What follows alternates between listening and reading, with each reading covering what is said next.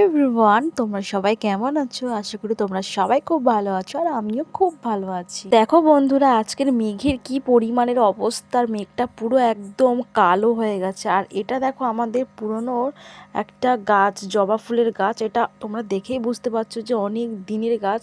তো আমি এখানে একটা বলছিলাম যে চলো মাঠে আমার মা শাক তুলছিল।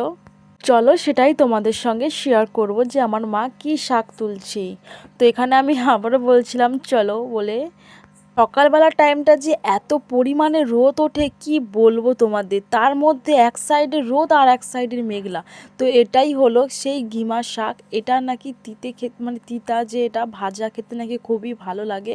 এখানে আমার মা খুঁটে খুঁটে বাচ্ছে, যেহেতু এখানে প্রচুর পরিমাণে পাতা ঘাস হয়ে আছে। তো আমি একটু তুলছিলাম, তারপর আমি ভিডিও করছিলাম। আর এত পরিমাণে রোদ বলে না, আমি এক সাইডে দাঁড়িয়েছিলাম। ভিডিওটি ভালো লাগলে লাইক, কমেন্ট, শেয়ার, টাটা।